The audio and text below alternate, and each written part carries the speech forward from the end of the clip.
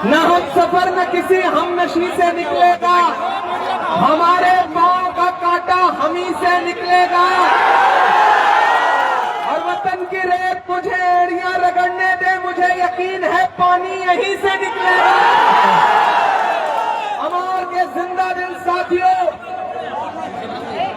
आपसे मुलाकात करने के लिए और थोड़ी देर आपसे बातचीत करने के लिए आया।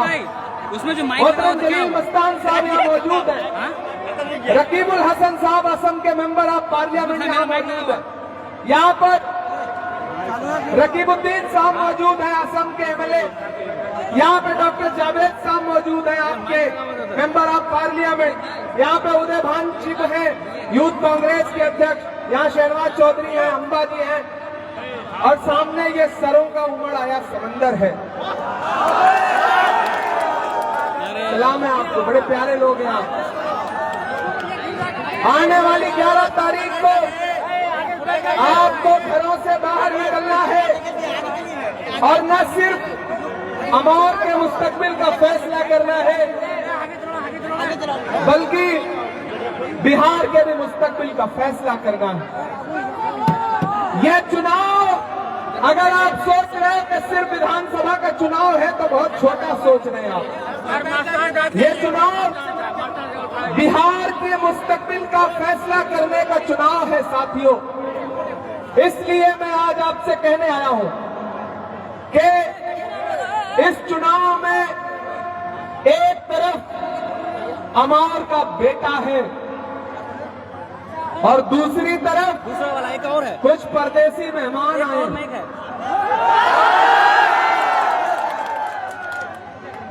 वो आपके बीच में आकर के बड़ी बड़ी तकरीरें कर रहे हैं, लेकिन सलाम करता हूं आपकी जिंदा दिली को। आप पिछली बार तो तकरीरों के झांसे में आ गए थे, लेकिन इस बार आपको झांसे में ला नहीं पा रहे। बड़ी लंबी गुलाबी उर्दू बोल रहे हैं, लेकिन आप हैं कि आप कह रहे हैं ना बाबू, इस बार ना फंसेंगे, इस बार नहीं फंसेंगे। सलाम है आपकी समझदारी को। और मैं तो आपसे थोड़ी संजीदा गुफ्तगू करने के लिए आया हूं। मैं आपका इमरान प्रतापगढ़ी हूं, आपके मुद्दों पर सड़क से लेकर के संसद तक बोलता रहता हूं।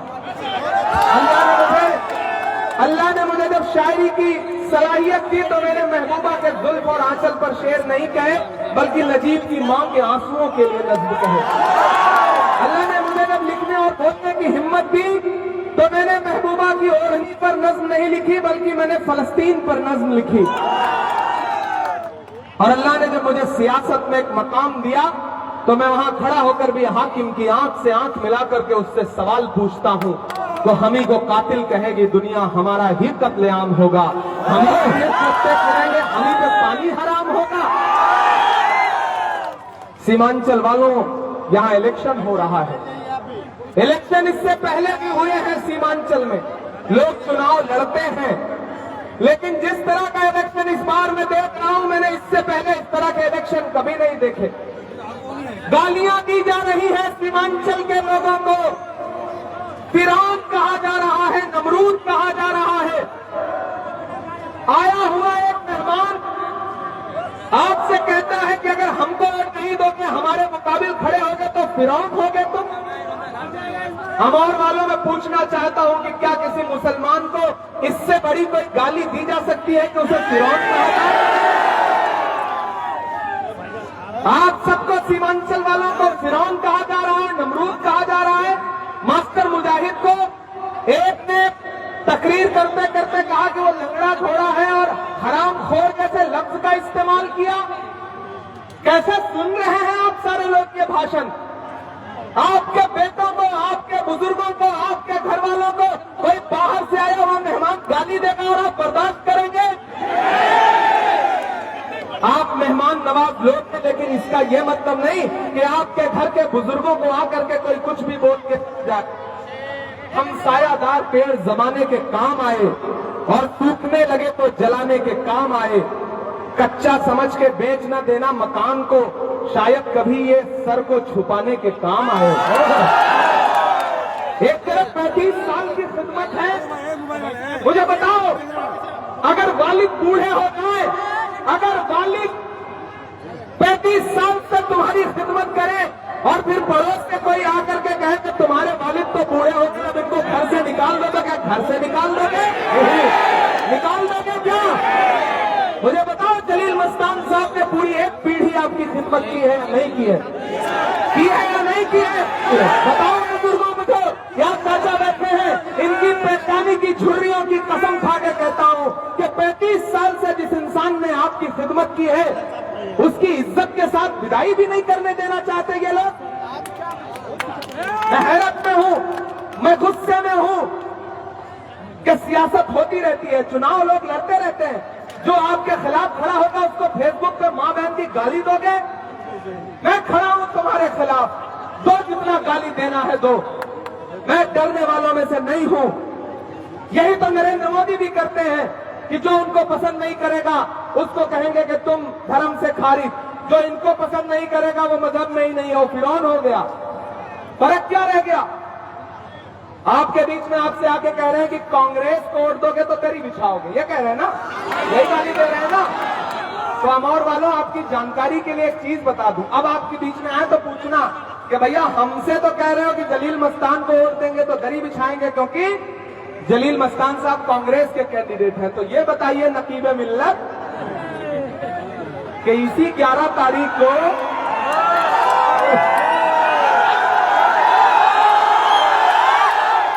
इसी 11 तारीख को जब यहां वोट पड़ रहा होगा, उसी समय हैदराबाद में भी एक सीट पर चुनाव हो रहा है।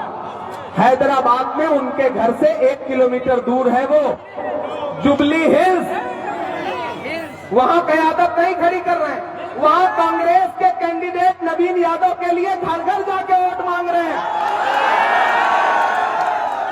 वो कांग्रेस के कैंडिडेट के लिए वोट मांगे तो सियासत और हिकमत, आप कांग्रेस के कैंडिडेट को वोट दे दो तो दरी बिछाना, क्या है ये कौन सी दोगली सियासत है? जैसे आप समझ रहे हो कि कांग्रेस की तेलंगाना में हुकूमत है, तो हुकूमत का साथ देने के लिए, ताकि बीजेपी और टीआरएस वापस ना जाए, इसलिए कांग्रेस का साथ दे रहे हो। अरे तो अमौर वाले भी, सीमांचल वाले भी यहां से नरेंद्र मोदी और नीतीश कुमार की हुकूमत को उखाड़ फेंकने के लिए और महागठबंधन की सरकार बनाने के लिए,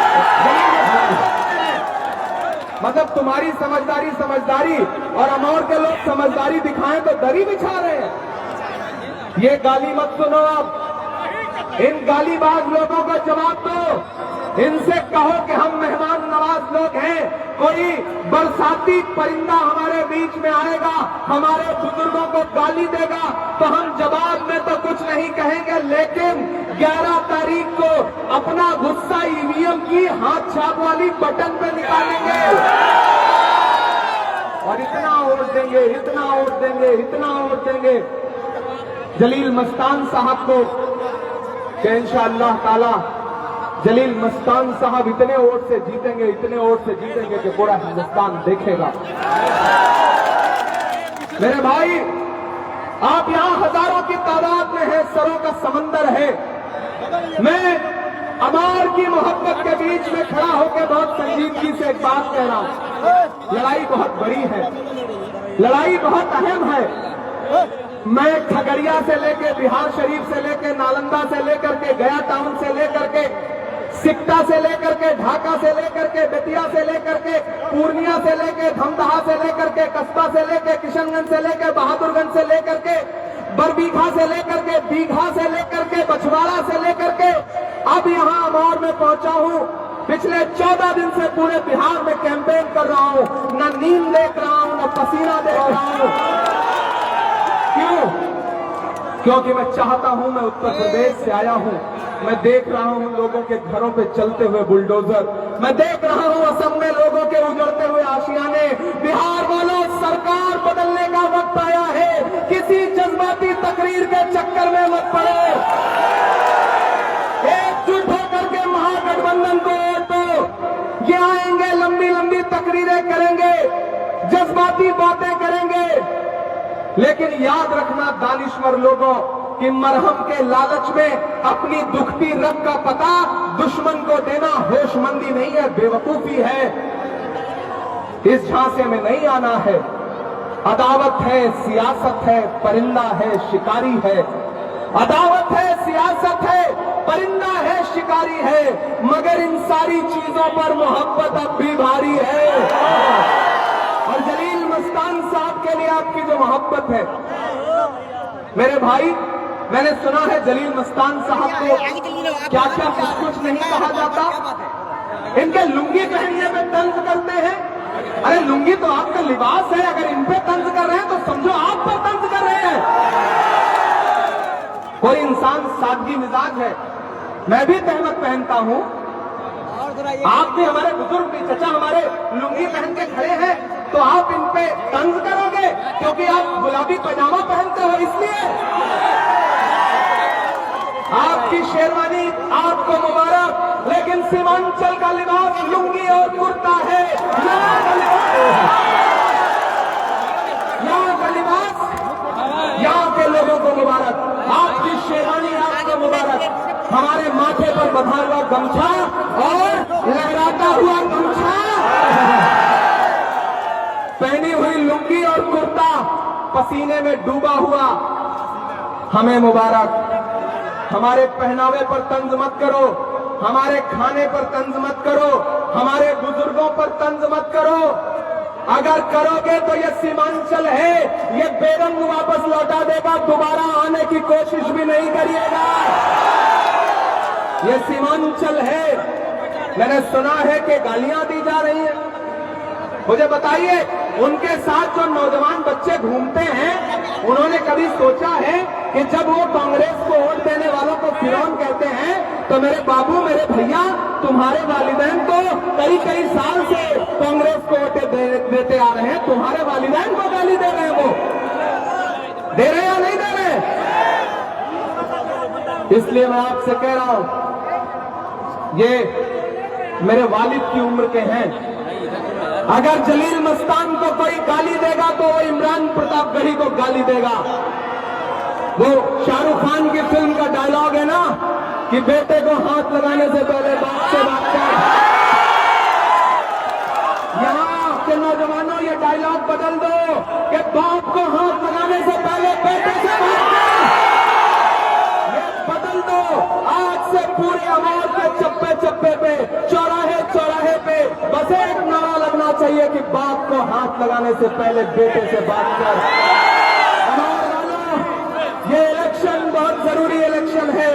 सरकार बनने जा रही है, सरकार में हिस्सेदारी बनो। अगर जलील मस्तान साहब चुनाव जीतेंगे तो डॉक्टर जावेद साहब, रकीबुल भाई, हम सारे लोग वादा करते हैं कि इंशाअल्लाह ताला शानदार मिनिस्टर बना करके इनको वापस संभाल देगा। इसलिए चूकना नहीं है, झांसे में नहीं आना है।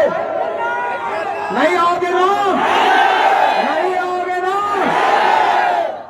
अगर आप झांसे में नहीं आए ना, डॉक्टर जावेद साहब कहां, जरा उनको बुलाइए आप। हाँ, शायरी भी सुनाएंगे। हम कहाँ जा रहे हैं आज? सीमांचल मेरे लिए घर की तरह है।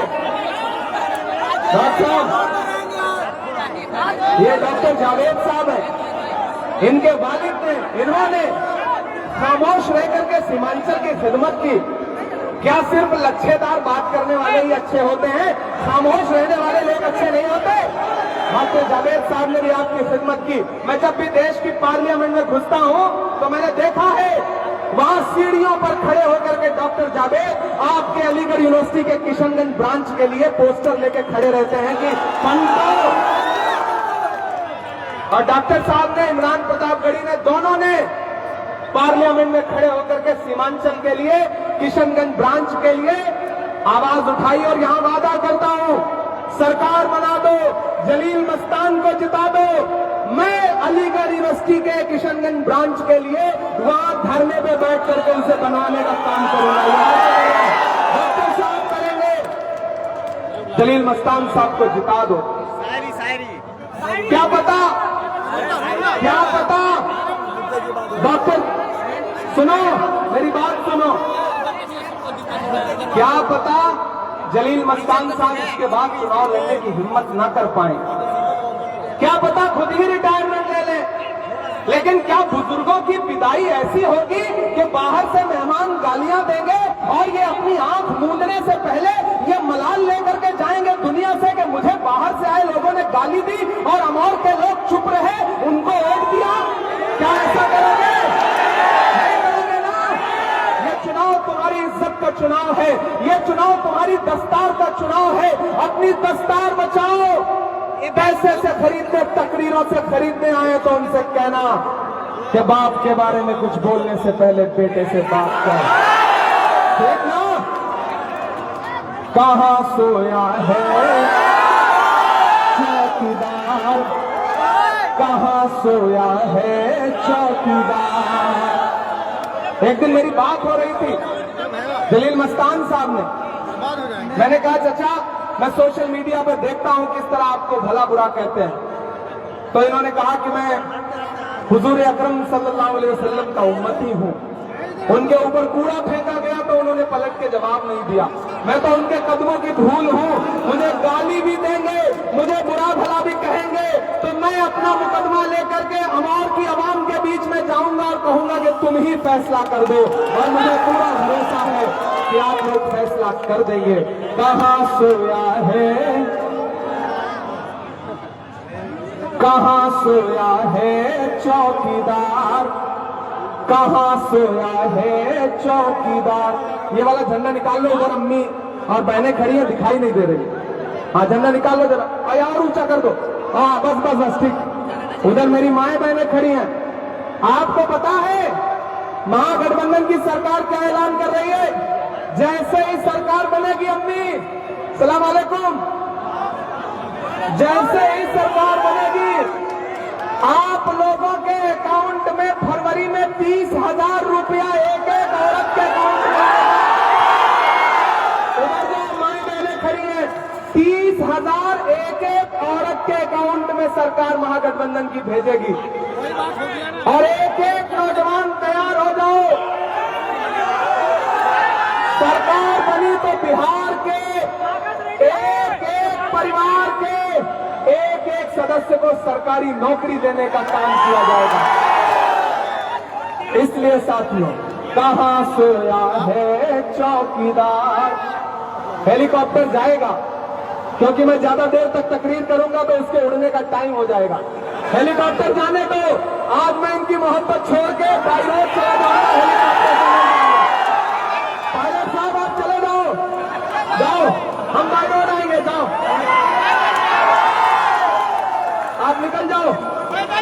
डॉक्टर साहब एक गाड़ी का इंतजाम रखिएगा, नहीं तो पैदल जाना पड़ेगा। इनायत भाई कहाँ है? इनायत भाई सलाम वालेकुम, क्या हाल चाल है? कहां सोया है चौकीदार, कहां सोया है चौकीदार। गैस सिलेंडर की कीमत भी 1,000 के पार। कहां सोया है चौकीदार, कहां सोया है चौकीदार। कि चाय बेचने वाला पूरा भारत बेच रहा है। बेच रहा है कि नहीं बेच रहा है? बेच रहा है कि नहीं बेच रहा है? कि चाय बेचने वाला पूरा भारत बेच रहा है। इसी काम में हासिल से महारत बेच रहा है। कि रेल बिक गई, तेल बिक गया, बिका हवाई अड्डा। अच्छा हमारे हेलीकॉप्टर में तो हमारी पार्टी पैसा दे रही है, तेल हमारी पार्टी भरवा रही है। मैंने सुना है उनके हेलीकॉप्टर में बेचारे कैंडिडेटों का पैसा गया है। गया है कि नहीं गया है? हमने तो सुना था कि सीमांचल आएंगे तो सीमांचल की खिदमत की बात करेंगे, लेकिन क्या पता था कि जो हेलीकॉप्टर लेके आएंगे उसमें भी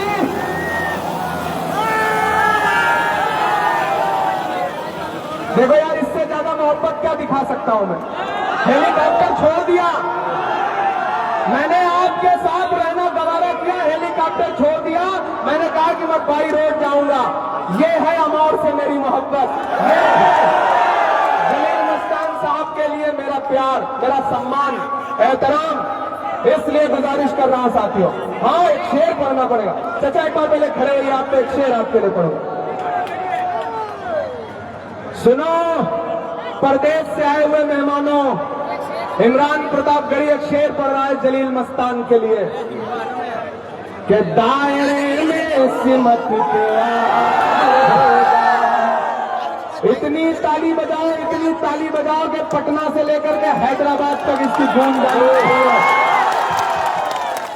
कि दायरे में सिमट के आएगा, हर रवायत से हट के आएगा, आंधियों को जरा खबर कर दो,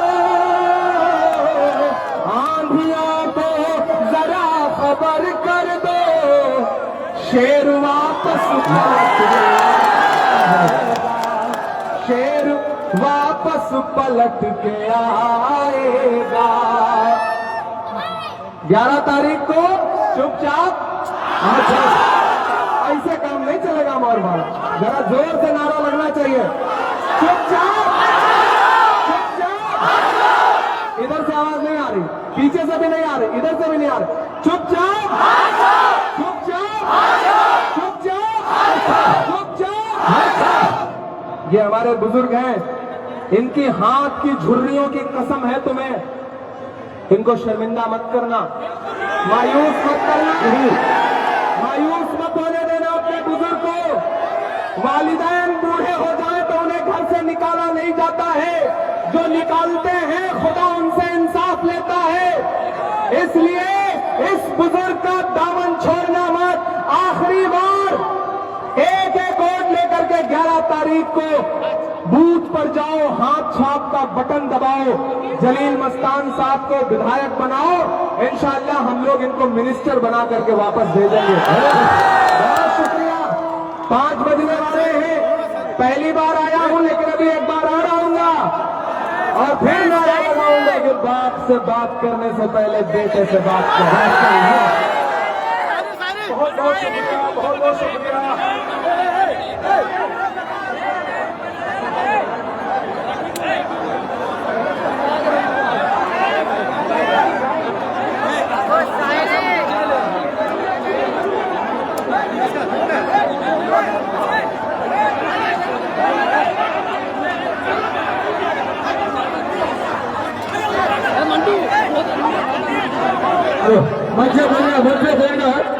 मंच से पहले जाओ, मंच से नीचे इधर, मंच से नीचे इधर फिर